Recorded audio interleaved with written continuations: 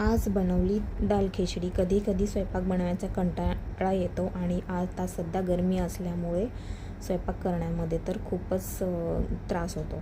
तर आज मी बनवत आहे दाल खिचडी. त्याच्यासाठी मी 3 प्रकारचे डाळी कुकरमध्ये शिजवून घेतलेल्या आहेत. मसुरीची डाळ, तूर डाळ आणि मूग डाळ. ते शिजवून घेतल्यानंतर त्याला चांगलं घोटून घेतलं. त्यानंतर एका पातेल्यामध्ये तेल ठेवलं. त्याच्यामध्ये आपले ते तमालपत्र, दालचिनी, मोठी विलायची, स्टार फूल, लवंग, काळी मिरी असे ॲड केले. त्याच्यानंतर एक कट केलेला कांदा त्याच्यामध्ये तळून घेतला. थोडंसं ठेचून घेतलेलं आहे लसूण, थोडीशी हळद, चांगलं आपण त्याला परतून घेतलेला आहे. त्याच्यानंतर टाकलेला आहे कट केलेला एक कांदा व्यवस्थित छान परतून घेऊयात. थोडासा कांद्याला आपण शिजू देऊयात. त्याच्यासाठी एक झाकण ठेवलं. थोडासा कांदा थोडासा कच्चा आणि थोडा शिजलेला असा ठेवायचा. त्याच्यानंतर आपण वेगळे मसाले टाकून घेतले, जसं की काश्मीरी मिरची, लाल तिखट, धने पावडर, काळा मसाला. हे माझ्याकडून व्हिडिओ करताना स्किप झालं. त्याच्यानंतर आपण टाकलेली आहे डाळ, जी आपण कुकरमध्ये शिजवून घेतलेली होती.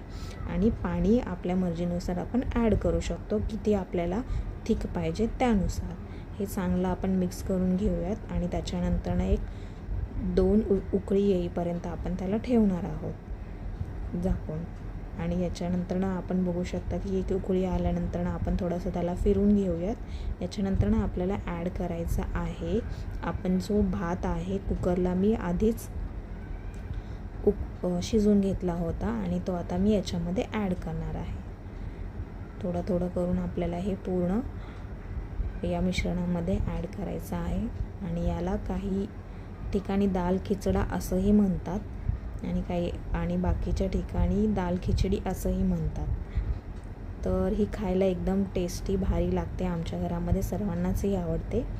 तर मी ही अधूनमधून बनवत असते. तुम्ही पण एकदा ही ट्राय करून नक्की बघा, खूप छान लागते.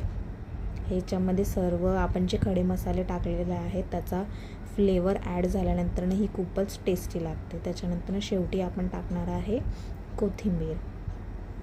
कमी जास्त तुम्हाला जेवढी आहे तुम्ही टाकू शकता कोथिंबीर.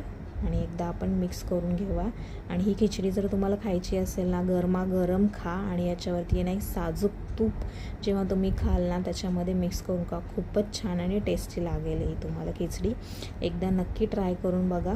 आणि याच्यानंतर मी थोडासा तडका दिलेला आहे. त्याच्यामध्ये काश्मीरी मिरची टाकलेली आहे आणि मोहरी